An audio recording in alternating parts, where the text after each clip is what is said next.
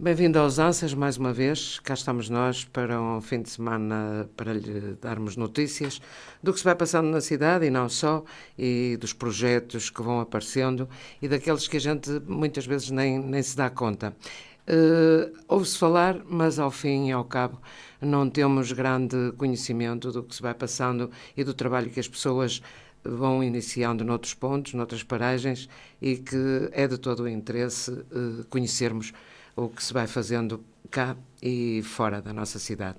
É o caso de hoje. Vamos falar-lhe de um projeto que já tem muitos anos, que já começou há muito tempo e que tem realmente reunido pessoas que estão interessadas em melhorar a vida dos outros, essencialmente. É o caso do projeto da Guiné, em que a figura de José Luís Carvalho da Ponte é notória e que realmente já vai contando umas primaveras. José Luís, deixa-me tratar-te assim. Seja bem-vindo, obrigada por aceitares o convite, e nós estamos ansiosos, nos Ansas e não só, estamos ansiosos por saber o que se passa para esses lados da terra quente, onde nem tudo acontece e por vezes acontece aquilo que menos era esperado. Conta-nos coisas. Olá, uma saudação a todos vocês e a todo o auditório da Rádio Geice e Alto Minho, das rádios de Viana. Rádio Geice. Pois. Neste caso é. Neste caso é a Rádio Geice. Peço desculpa. Não tem problema. Sei lá para onde é que vou começar. Vou começar... Olha, há quantos anos é que tu estás embrenhado neste projeto? Desde 99, portanto faz as contas, já há 25 anos, quase muito 26, tempo já. Por aí é muito tempo, é. Eu já tinha estado na Guiné, eu fui militar na Guiné nos anos 72 a 74. Que não tem nada a ver com a Guiné de hoje, não é verdade? Não, cara, as pessoas são as mesmas, talvez mais Claro. magoadas, porque vivem pior, mas as pessoas são as mesmas e são pessoas muito simpáticas. E eu costumo dizer muitas vezes, são pessoas lusófilas, muito amigas dos portugueses, pelo menos as mais velhas, as de meia idade e mais velhas, porque conviveram connosco e gostaram de conviver connosco. E fizeram sempre bem a distinção. O próprio Amílcar Cabral fazia essa distinção e dizia que a luta do PAIGC não era contra o povo português, era contra os políticos portugueses do tempo. Nada tinha a ver com o povo português. Aliás, mais de uma vez ele disse isso, e disse inclusive que isso era tão verdade que a língua portuguesa seria a única forma da Guiné se impor no mundo alguma vez, de algum jeito. Portanto, há 25 anos, quando ando por lá, foi um pouco episódico. Inicialmente tinha sido convidado para lhe dar formação para Timor, mas não, achei que não podia ir porque tinha sido eleito para Presidente do Conselho Diretivo de Monserrate. Enfim, por razões várias. A tua vida profissional não permitia, não é? Não me permitia. E, entretanto, vou à Guiné, de regresso à Guiné, era um espaço onde eu queria regressar, havia uma porta ou uma janela, como quiserem, para fechar, que não estava fechada, ainda que eu não tivesse vindo precipitadamente da África. Quando vim, eu vim 20 dias antes do 25 de Abril. Vim no dia 20 dias ou 21, vim no dia 4. Cheguei a Lisboa no dia 4 de Abril de 74.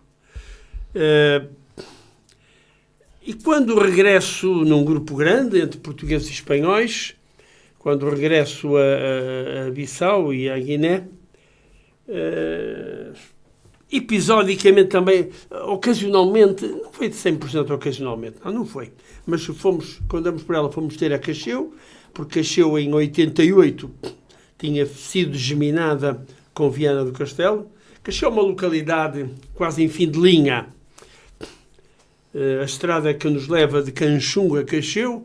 Canchungo, para quem me ouve e que eventualmente passou pela Guiné, era antigamente uma terra chamada Teixeira Pinto, tinha o nome de um colonizador português, depois mudou para o seu nome efetivo, Cacheu, e Cacheu, todo aquele distrito, a que eles chamam região, deve o nome ao rio, a um largo e comprido rio, o rio Cacheu, e por isso essa zona deve nome a esse rio.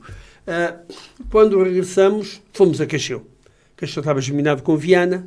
Mas eu estava a dizer que Cacheu é um fim de linha, digamos assim. É uma estrada que vai de Canchungo lá e não tem saída ali. Saída depois só de barco para para outra margem, para São Domingos e eventualmente para Casamansa ou para Ziguinchor, etc, etc. No Senegal. E Cacheu estava praticamente desativada, e está melhor, mas não está muito melhor, e não se deve a nós, deve-se a tudo. Cacheu foi uma terra muito importante na Guiné-Bissau, foi talvez a primeira capital da Guiné-Bissau, foi muito importante. Muitos dos homens e mulheres responsáveis pela política guineense têm raízes em Cacheu, muitos mesmo. Cacheu tem outras curiosidades. A Guiné é um país maioritariamente muçulmano e animista, ou animista e muçulmano. Por acaso, neste momento, não tenho bem a ideia, mas eu penso que há mais animistas do que... Aliás, eu penso que todos são animistas, e depois desses todos que são animistas, uma grande maioria são muçulmanos e um número mais pequeno são cristãos. E dentro dos cristãos temos os católicos, temos os evangélicos, que agora estão a entrar em força também em todo lado, e temos a IURD, a própria IURD também está a entrar por aí.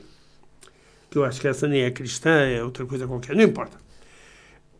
É mais uma opção, não é? E Cacheu estava estava um pouco desativado, no sentido, há uma estradazinha, por acaso alcatroada, há umas casas ainda de origem colonial, uns restos coloniais de um lado e de outro, e depois há cobatas, há tabancas, há casas. Claro. E começamos a perceber que... O cenário aqui, africano não desapareceu. Não, nem podia desaparecer, nem desaparece. E oxalá que nunca desapareça nesse sentido. Começámos a perceber que a grande prioridade deles era a saúde e a educação. Eram as duas grandes prioridades da Guiné toda, mas a de Cacheu também. E começámos a pensar como é que nós poderíamos ser úteis àquela terra, àquela gente. E nasceu o primeiro projeto que chamamos Viana Cacheu, Construir um Abraço, que durou cerca de 12 anos. Esta primeira revoada, digamos assim, de algumas coisas. Eu digo revoada porque nestes 12 anos nós enviámos para aí uns 14 ou 15 contentores com material, desde material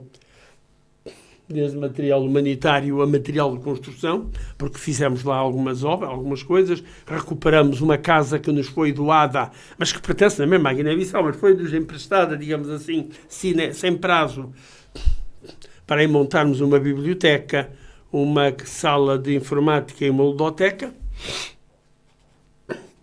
Portanto, mandámos para uns 14 contentores, na sua ano, ou 15, não sei muito bem. Nestes 20 e tal anos já enviámos mais de 25 contentores. Por isso, vamos ao contentor mais pequeno, que é o contentor de 20 pés. Portanto, é muito. São 30, não são 30, são menos, mas fazer a 30 toneladas no total, já enviamos mais de 600 toneladas, mais 700 toneladas de material. Algum para construir, porque depois mais tarde, entretanto, recuperamos essa casa, que era conhecida como a Casa do Capitão Mor, que tinha sido casa do Capitão Mor daquela zona, depois foi restaurante, e hoje é um centro de recursos, biblioteca, ludoteca, mediateca, com algumas dificuldades, com problemas para resolver muito grandes, mas enfim, vamos uma coisa de cada vez. Claro. Entretanto, avançamos para a formação, colaboramos com os guineenses na formação de professores, e demos talvez umas 300 horas ou mais de formação de professores, ao nível essencialmente de professores de primeiro ciclo, mas não só, também, e ao nível de educadores de infância. Avançamos para recuperar a maternidade, o centro de saúde, uma construção dos anos 70 da Fundação Carlos Gulbenkian, mas que estava muito, mas agora está melhor um bocadinho, estava muito deteriorado. E avançamos também para apoio a outros níveis em termos sociais, se quisermos. Entretanto, vamos a perceber, e já agora, a biblioteca que lá está e o centro de recursos. Os guineenses maioritariamente falam normalmente de 3 línguas. A língua étnica, a língua da etnia em que nascem. A Guiné tem 22 etnias, mais ou menos. Eu digo mais ou menos porque há uma etnia que é a etnia dos fulas, que, de acordo com os antropólogos, etc., pode ter aí umas variáveis. Pode-se falar em fula branco, fula preto, fula, e não importa. E, portanto, 22 etnias. Cada etnia tem um jeito de falar diferente. Engraçado. Tem a sua própria língua. E o que é que os uniu? Uniu-os uma língua que nasce da mistura do português com essas línguas. Aquilo que se chama crioulo. Muito bem. Uniu-os essa língua, de alguma forma. Então o miúdo, quando chega à escola, leva a língua em que mamou, em que comeu, em que bebeu, a língua materna, a língua étnica. leva o crioulo, bem ou mal forma leva, e leva um bocadinho do português, porque entretanto é a língua oficial. E com jeitinho também levam cheirinhos de francês, porque ali também há muita influência de francês. A Guiné, o mundo francófono está ali, rodeia a Guiné-Bissau, não é? O Senegal, a Guiné-Conakry, uma série de países ali que são de língua oficial francesa, da época da colonização francesa. E aqueles miúdos... e portanto, mas então, nesta terra... onde se fala muito mal o português, mesmo assim é das terras onde se fala melhor, para onde parte Bissau, que é a capital. Onde se fala mal o português, nestes 24 anos, o Centro de Recursos já teve mais de 26 mil visitas. Alguns visitaram 2 e 3 vezes, não importa. Claro. De pessoas que vão lá ler coisas e ver coisas. Pessoas que não dominam português e os livros são todos em português. Portanto, algum interesse tem e alguma importância tem tido em todo aquele universo. Entretanto, começámos a perceber que as questões da saúde eram grandes. Já sabíamos, mas já percebemos melhor. E um dia, eu vou passar junto ao centro de saúde, de noite já. Não era muito tarde, mas era noite, porque não há luz elétrica. Para quem quiser saber, no interior da Guiné não há luz elétrica. Só há se houver gerador. Mas o gerador só trabalha se houver gasóleo. E o gasóleo só se arranja se houver dinheiro. E se não houver dinheiro, não há gasóleo, não há gerador, não há luz elétrica. Ninguém, há pilhas, etc. Eu ia passar em frente e eles se chamarem por mim, era a parteira Antonieta Arcanjo, uma africana, e dizia-me, Elisana, aqui ajudar-me. E ela estava com um telemóvel na boca, com um foco virado para o meio das pernas de uma grávida a tentar sacar o bebê. E disse, pega-me aqui que já me caiu 2 vezes e eu não consigo fazer o trabalho. Pronto, eu peguei o telemóvel, apontei-los e pensei assim, esta gente tem mesmo de ter uma maternidade com o mínimo de jeito, com o mínimo de condições, com o mínimo de qualidades, mas onde é que eu vou arranjar dinheiro para uma maternidade? Nunca mais na vida arranja-se dinheiro. Pronto, fui andando e andei para aí 2 anos a fazer sessões de esclarecimento aqui pelo distrito, na expectativa de arranjarem uns 10 mil euritos e então fazer uma coisa com chapa, com telhado de zinco, que se usa muito por lá. Aliás, eu penso que os micro-ondas foram criados na Guiné pelos portugueses, quando começaram a construir casas com telhado de zinco. Que aquilo, quando aquece, vai aos 40 graus, e o telhado de zinco, estás a ver, aquilo é um autêntico micro-ondas. Mas está a ver, pronto, mal ou menos, uma maternidade feita em adobes, com um telhado de zinco, e pelo menos havia criado ali outras condições. Um dia estou aqui no Rotary Club de Viana, a fazer uma sessão dessas, e no fim um amigo, quem tem os saudades, porque ele já não está cá, está em Ponte de Lima, o amigo José Lima, vem à minha beira e diz-me assim, olha, tem aqui um senhor comigo que quer falar contigo. E o senhor disse-me, o senhor não me conhece, pois não? Eu olhei para ele e disse, não, nunca o tinha visto, sinceramente. Eu tinha visto, não é. Eu sou Manuel Pimenta, tenho um laboratório de análises, e tenho uma farmácia, eu não sou rico, mas a minha empresa é rica, faço as contas à maternidade que eu pago. Quando é por ela, tinha alguém que estava disposto a desembolsar cerca de 300 mil euros, que foi quando ficou a maternidade no fim daquilo tudo. Maravilha. Com um trabalho do Vítor Barros, uma escultura de Vítor Barros, um painel de Vítor Barros e outras coisas quaisquer. E construímos a maternidade.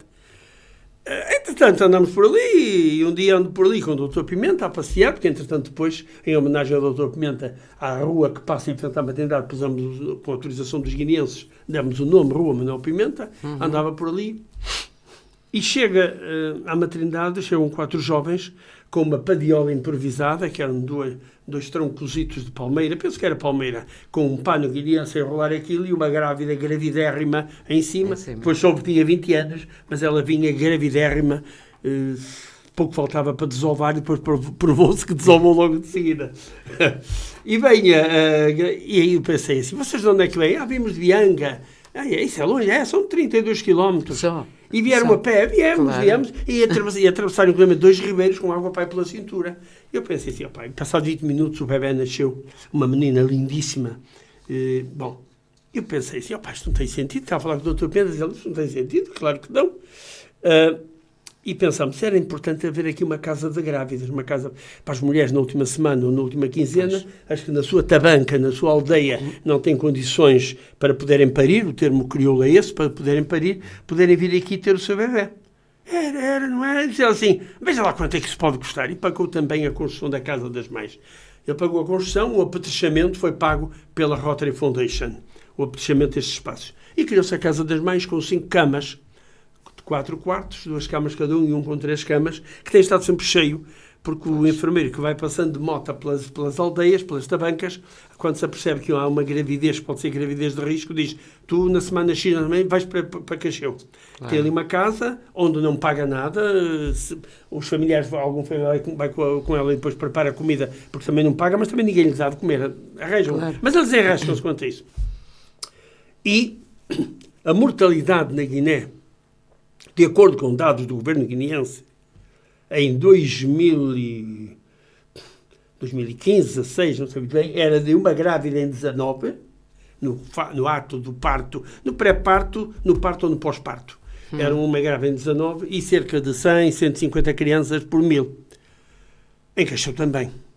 Mas desde que há maternidade e casa das mães, há 0 mortes nas mães e há 0 mortes nas crianças. E, portanto, é muito bom. É claro. Muito bom, é excelente. Bom. É muito bom. É excelente.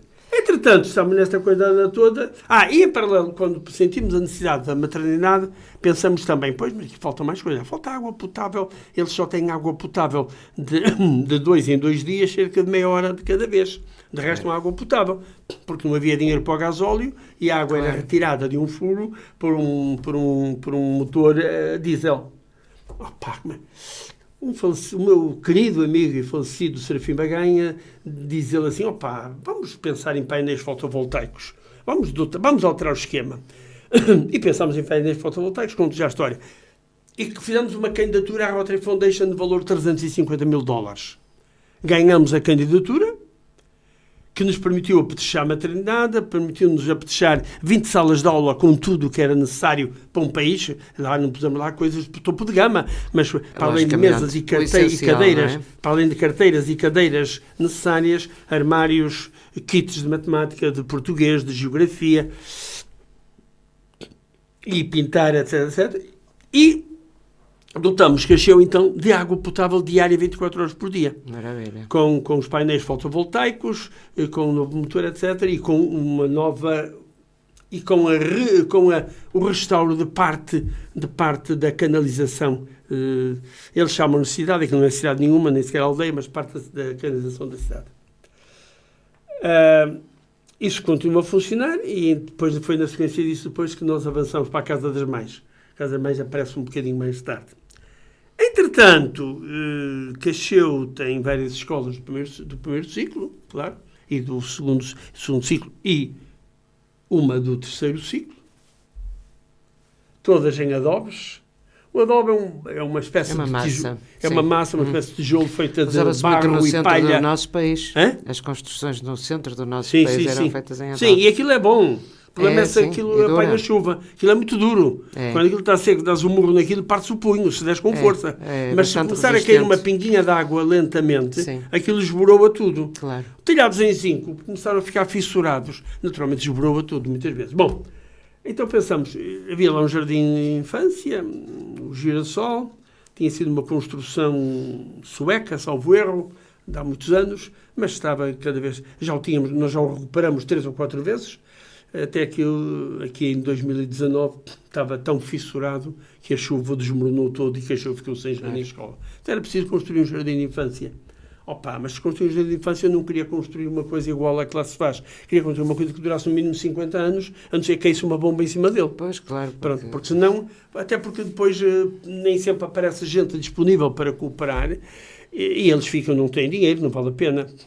Um exemplo disto é que nós, quer a maternidade, quer a Casa das Mães, quer agora o Jardim de Infância, que já vou falar, nós por dentro e por fora, para já por dentro, mas agora vai ser também por fora, azulejamos até a altura de 2 metros, porque o azulejo passa-se um pano úmido e está limpo. E a tinta, eles não têm dinheiro para pintar, fica feio. E fica indecente ao fim de pouco tempo.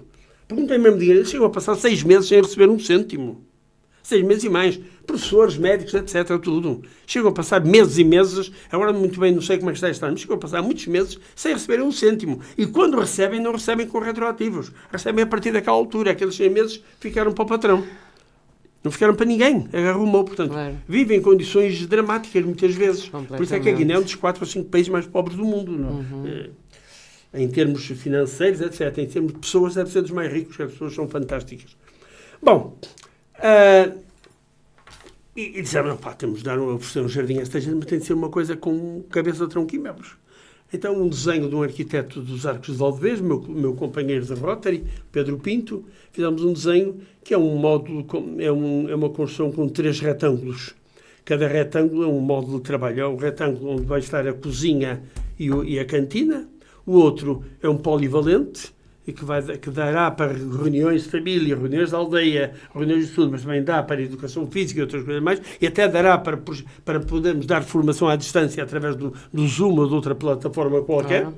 E o terceiro módulo, ou o primeiro, como quisermos, é mesmo jardim de infância com 3 salas, a sala dos meninos dos 3 anos, a sala dos meninos dos 4 e a sala dos meninos dos 5, que eles a partir dos 6 estão na escola primária. Claro. Mas fizemos o projeto, começámos a fazer contas, não chegariam 300, 400 mil euros, não chegavam. E eu disse assim... O problema é sempre o mesmo. Eu disse, estou perdido, onde é que vou arranjar dinheiro para isto? E toda a gente disse, a mulher desistir. Não desistimos, vamos escutar. E comecei, sempre que me desafiavam para ir fazer uma palestra, eu ia. E um dia levaram-me ali ao Porto, à zona rica do Porto, perto da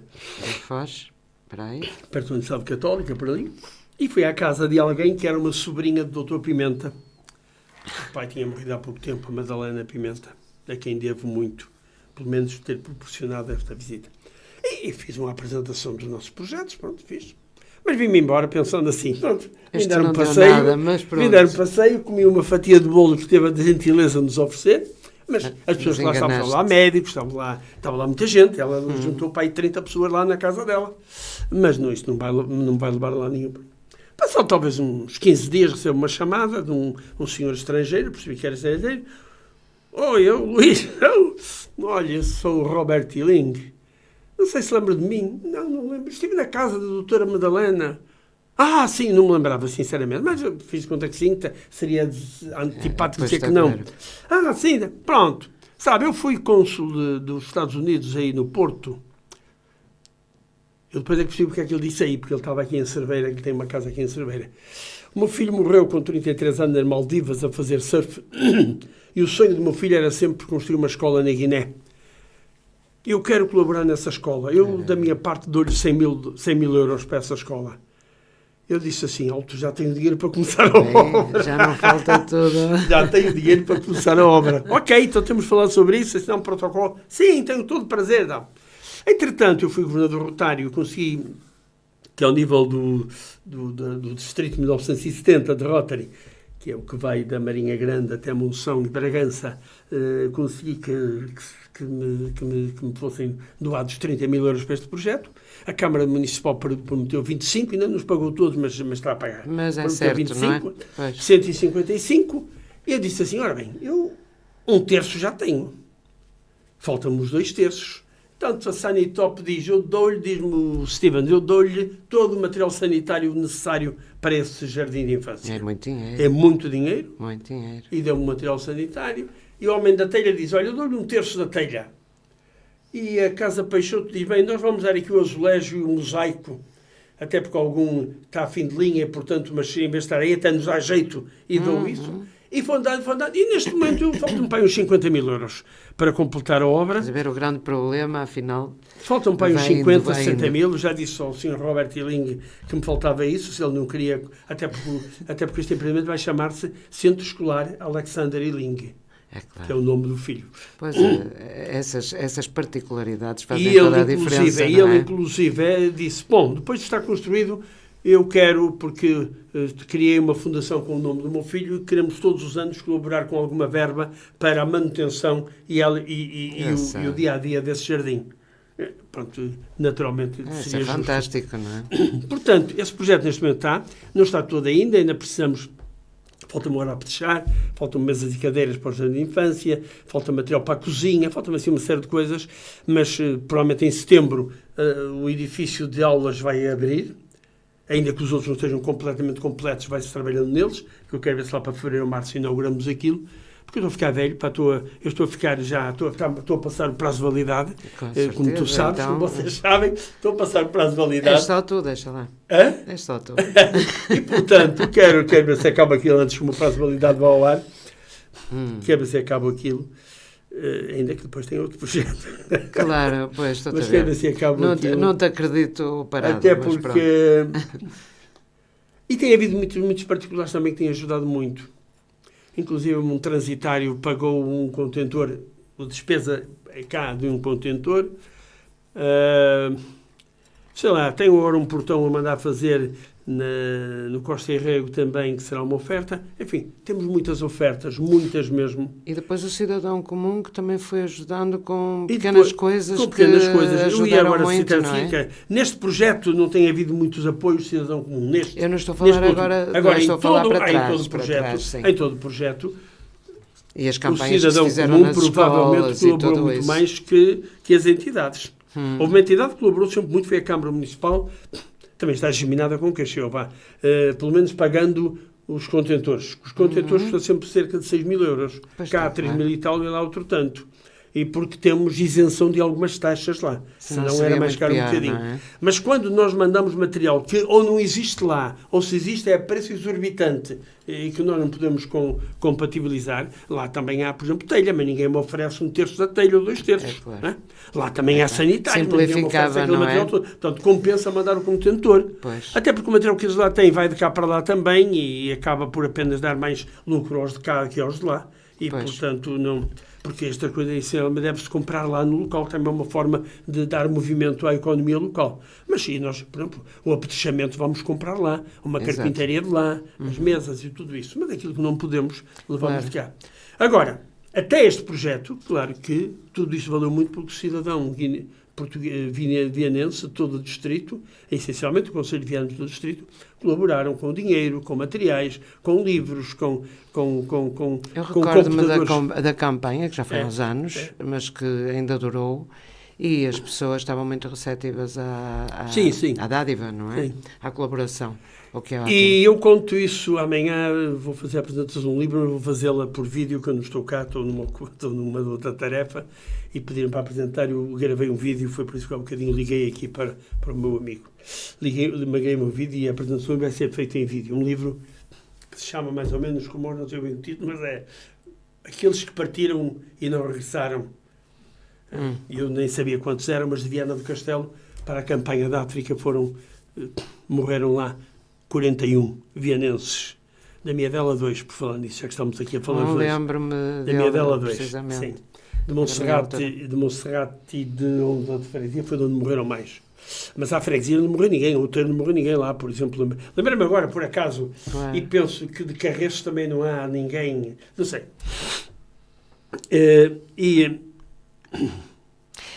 Olha, deixa-me só fazer uma à parte. Sim, posso? fazes bem. Oxalá que eu perdi-me agora um bocado. Sim, mas espera, é natural, as conversas são assim. Os nossos jovens foram para a África combater. 20 mil durante 13 anos. Vê bem, 20 mil, 1 milhão, perdão. sim, 1 milhão, 20 mil foram outra coisa. 1 milhão durante 13 anos. Foram para a África. muita gente, Desse 1 milhão, 10 mil morreram. sim, E 16 mil ficaram estropiados. claro. Sem pernas, sem braços, surdos, cegos, etc, Sim, etc, sim, etc. sim, sim. E muitos ainda estão por aí. Claro.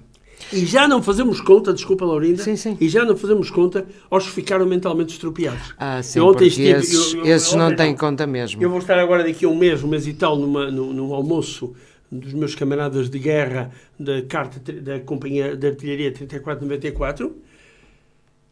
A última vez que estive, estava comigo um indivíduo que tinha sido alferes na companhia, que estava completamente doido. Acredito. Então suicidou-se. Quantos não se têm suicidado? Sim. Nós somos a última geração, os da minha geração somos a última geração de antigos combatentes, já viemos há 50 anos, portanto temos entre 71 e 72 para a frente, né? Claro. Tenho 75, portanto somos os últimos combatentes. Dentro de 20 anos não haverá antigos combatentes, só se alguém ultrapassar saudavelmente os 100 anos, senão não haverá antigos combatentes. E esta história da guerra era necessário ser contada. Ela vai sendo contada, o Branco Moraes, o Dr. Branco Moraes publicou um livro aqui há uns 4 anos, Angola, entre as armas e a política, que fala um pouco do testemunho da passagem dele por Angola nos anos 71 a 73. Há assim pequenas coisas, alguns blogs, etc. Mas a nossa população não sabe muito bem o que é que se passou. Claro que não. Não tem muito bem a ideia. Era necessário ter, porque há muitas famílias cuja vida nos últimos 50 anos, ficou indelevelmente marcada pelos traumas, pelas mortes dos filhos, pelas mortes dos pais, pela morte dos maridos e pelos traumas que ganharam durante esta guerra. E quem paga isso? Se há tanta preocupação em pagar o que se fez, eu pergunto, e nós? Nós, estes portugueses, os que irremediavelmente perderam a vida, não é? Paga o cidadão. Sem projetos de futuro, porque tu passaste por isso. A partir do momento em que entraste num barco, pensaste, e agora? Sem a minha família saber que tinha entrado. É? Que eu só lhes disse, na altura em que ia entrar para o barco, escrevi o postal para lá e ia dizer, estou a partir para a Guiné, não tive coragem de dizer que me ia embora. Não tive. Exato. Se lhe dissesse, desatava a chorar e não sei. Não tive. Nem aos meus pais disse. Pois. E quando regressei, passado 2 anos, a minha mãe puxou as orelhas e disse assim, claro. Tu devias ter dito isso. Mãe, nem penses. Nem penses nisso. Era terrível. Eu sei muito bem que isso até porque quem ia para a Guiné, comprava o bilhete de ida, não tinha a certeza de ter bilhete de volta. Para a Guiné ou para outro sítio. Mas a Guiné era dos sítios piores. A Guiné era dos sítios piores. Está no catálogo das mortes que a Guiné era dos sítios piores. Até porque a Guiné não tinha... Enquanto Angola tinha, por exemplo, Luanda, era pacífico e outras zonas, a Guiné nem em Bissau era pacífico. Pois. Em Bissau, de vez em quando, caíam bombas e havia arrebentamentos nos cafés, não era pacífico, nada pacífico. Exatamente. O problema da guerra... Ora bem, a guerra é sempre a guerra, não é? Seja de que lado for, é sempre aquela situação de destruição moral, destruição física, enfim, de tudo. E para se chegar aí, acho que a condição humana está realmente perdida, porque já não há outra solução, não é? Agora, não podemos culpar quem não tem culpa, não é? Isso é que é o mais doloroso disto tudo, porque quem dá a cara, de certa maneira, é o alvo a atingir e... Claro. E são coisas que... Bem, mas isso são temas para outras alturas, não vamos falar de tristezas, até porque tu estás num projeto que só pode trazer alegria. A maneira como tu falas disso nota-se. Nota-se pela maneira como tu falas do projeto, ficas empolgado. Não, sabes porquê? Porque eu um dia, que há uns anos atrás, tentei obter alguns materiais, etc., a Casa Peixoto. E pronto, e por razões várias, nunca consegui. Até que em 2018... lembrei-me de levar uma missão empresarial à Guiné. E entre eles o Sr. Augusto Peixoto também foi. Quando veio e disse-me, eu venho espantado, diga o que quer que eu vou tentar ajudar. Só vendo, não é? Só vendo. A minha neta queria sempre ir à Guiné, foi agora em fevereiro comigo, e ela diz, quero voltar. Pois. Porque só vendo, só estando lá, sentindo o carinho das pessoas, a ternura com que nos tratam, com que tratam-nos como se nós fôssemos negros como eles e tivéssemos nascido na tabanca deles e vivêssemos lá. Ótimo. Só sabem que vivemos melhor um bocadinho e que estamos melhor um pouco, mas de resto tratam-nos do mesmo jeito. Também o acolhimento é grande, não é? Também há racistas, claro que também há racistas, mas tratam-nos de um jeito que nós não nos podemos esquecer, não nos esquecemos.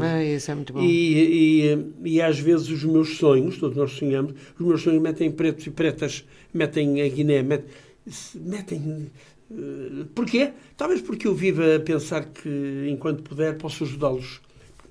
Às vezes as pessoas perguntam porque é que eu não ajudo aqui. Também ajudo aqui, mas há tanta gente a ajudar aqui que não faz falta mais um. Não faz mesmo falta mais um. Por outro lado, eu com $1.000 ou €1.000 posso construir uma coisa muito interessante na Guiné. Aqui não sei se construo uma cadeira ou duas. Pois. Claro que construo uma cadeira ou duas, mas entendo. E portanto eu posso, com um pouco que junto, dar um grande apoio num país como aqueles, uma vez que eu partilho o meu tempo, as minhas competências, não levo dinheiro por nada porque eu pago a minha despesa toda e quem trabalha em cooperação comigo paga tudo. Não pagamos as nossas locações, não pagamos. Mas quando a pessoa quer, mas paga tudo. Pois. Os dinheiros que nós conseguimos, que nos são dados, não são para pagar as nossas locações, são para pagar coisas concretas lá. Portanto, pelo menos neste projeto só vai quem assume mesmo que vai por cooperação e quer, e que não se importa de pagar a sua deslocação de avião, a sua estadia lá, a sua alimentação, tudo isso. Pronto. Muito bem. Vamos fazer aqui uma pausa para ouvir a música que tu nos trouxeste, senão não a conseguimos ouvir. É a Dulce Neves. E daqui a pouco voltamos à conversa. É a Dulce Neves, é uma mulher que eu conheço, por acaso, porque namorava o filho de uma amiga minha. Era o filho? Não era o filho, nada. Estou a confundir com outra. É a Dulce Neves, que é uma cantora que eu conheço guineense, tem músicas muito bonitas e hoje, assim, há bocadinho disseram-me e escolheu-se em Inhá-Destino, não é Inhá-Destino, é o Inhá-Destino. Vamos ouvi-la. Vamos lá então, até já. FM.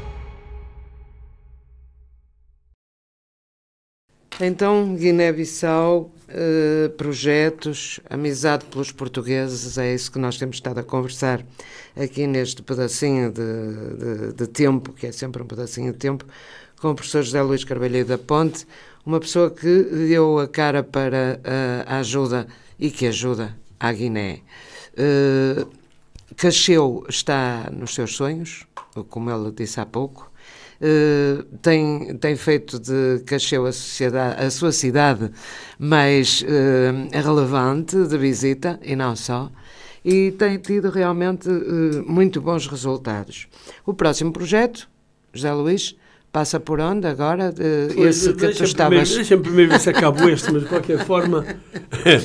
Mas de qualquer Pois, forma... eu sei que já estás aí este. a cozinhar, mas a Deixa-me ver qualquer se coisa. acabo este, mas de qualquer forma... Mas já está em banho-maria, não? Hã? Já está em banho-maria. Eu só quero referir o seguinte, quero reforçar. Quando se diz a cidade de Cacheu, cidade é entre aspas. Claro. Aquilo não é cidade e é talvez mais... Mas fica em Cacheu. menos visível que as nossas aldeias mais simples. Aquilo não é cidade, é o que se entenda. Mas chama-se cidade porquê? Porque já foi. E porque foi a primeira capital da Guiné. E porque em Cacheu está o primeiro edifício construído pelos portugueses naquela zona, em 1488, que é, ou anterior ainda, ou antes disso, mas, que é uma capela, uma igreja em Nossa Senhora da Aparecida, não é da Senhora da Aparecida, é uma senhora qualquer, não me recordo, Nossa Senhora, e está lá a primeira igreja de toda a Guiné. Faz parte da família. Onde e que faz com que todos os anos haja uma peregrinação nacional àquele espaço. Portanto, Cacheu é uma zona de referência. Há nomes importantes em Cacheu, um deles foi naturalmente o Honório Barreto. O Honório Barreto foi um jovem que foi estudar para Portugal, africano, claro. A mãe dele era negreira, a mãe dele comprava e vendia escravos, ali no Senegal, era negreira. Ele tinha algum dinheiro, conheceu algum dinheiro. Foi aguentando também, foi vivendo o negócio da mãe, mas ao mesmo tempo foi-se afastando e foi tentando comprar terrenos, na altura, a França, que eram os terrenos ali do atual Senegal, no sentido de construir uma nova Guiné. Ele, com 16 anos, foi nomeado governador de distrito pelo governo português, portanto, ele tinha mesmo muita importância, era um jovem com muita cultura, muito inteligente. Portanto, e Cacheu tem essa importância em todo o processo. E hoje ele é uma figura pacífica na Guiné-Bissau, independentemente da mãe ter sido negreira, claro. e de ele também ter estado durante um tempo, que não podia fugir, não é? Claro. Quando nós dependemos é complicado. Estamos a falar há 200 anos atrás, por aí. Bom, o próximo projeto é assim. Nós às vezes julgamos que, quando passamos numa casa de alguém que nós sabemos tem muitas dificuldades, deixamos lá 10.000 euros e o problema da família está resolvido. Não está resolvido. Claro, está resolvido enquanto duram os 10.000 euros. O problema das esmolas é esse. O problema das esmolas, que é importante. Mas não resolve, não. Se nós esperamos... O problema da esmola é importante, que mata a fome naquele momento, mas a fome volta. Não basta dar um cabaz de comida a uma família. Quer dizer, podemos dar, mesmo assim demos. É bom que se entenda. Mas não, se pensarmos que resolvemos o problema, não resolvemos. Há uma parábola, independentemente do nosso credo religioso, ou de sermos ateus, ou outra coisa qualquer, há uma parábola na Bíblia que é muito gira e que traduz isto, que é a chamada parábola do bom samaritano, que era um parceiro que vinha da Samaria, encontra um judeu caído na berma da estrada, eles detestavam-se, odiavam-se, eles hoje odeiam-se, eles odiavam-se de morte, e ele encontra o caído que tinha sido atacado por um bando de vândalos, desce do seu cavalo, trata-o com azeite e vinho, que eram os ungüentos do templo, trata-o com azeite e vinho, põe na sua cavalgadura, levam-o na primeira estalagem, entregam a estalageira e diz: olha, trata dele, toma aqui algum dinheiro para o que gastares, eu quando passar por aqui novamente, se tu tiveres gastado mais do que aquilo que te dei, diz-me que eu pago o resto, mas trata dele porque ele tem cura e pode ficar bom. Esta parábola traduz a necessidade de que nós, se só ajudamos os amigos quando estão desesperados, é uma coisa importante, mas não vai muito além disso. A nossa benemerência, digamos assim, está quando, em desespero de causa, esquecemos tudo e ajudamos também os que não cantam a nossa canção. Claro. E ajudamos também. E isso é importante. Ora bem, mas isto exige formação. Pois exige. Isto exige sensibilização. Não é qualquer pessoa que Isto faz exige isso, sensibilização. E por isso, o próximo projeto, se for avante, não faço ideia, porque da forma como está a ser construído não metem mais nenhum, porque é muito complicado.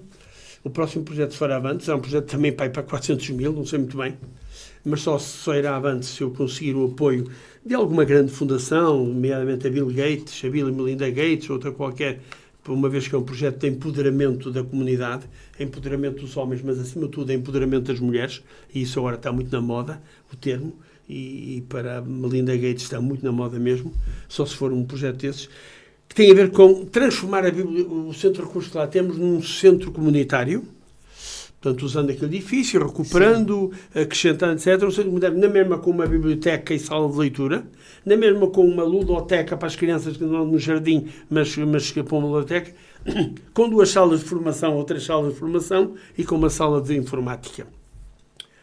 E criar uma estrutura que possa, inclusive, ter formação contínua à distância, presencial e à distância, e que possa, de alguma forma, supervisionar com uma gestão pro bono, porque é difícil num país onde não se recebe dinheiro, onde não há dinheiro, ter gestões pro bono, porque as pessoas vivem aflitas.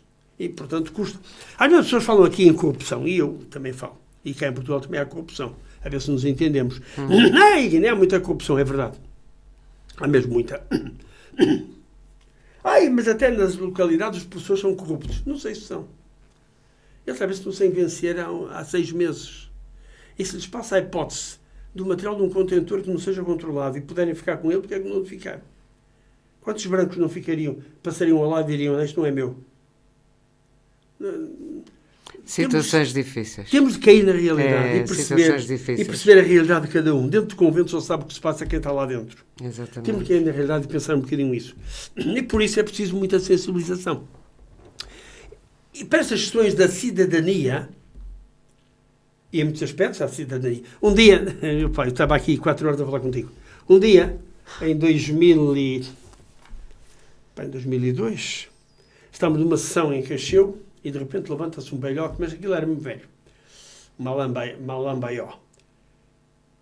E eu queria, falou em Manjaco, eu não conheci, mas depois alguém me introduziu. Eu queria fazer uma pergunta aos brancos. Estava lá eu, estava o doutor, estava alguma malta aqui de Viana que foi comigo, etc.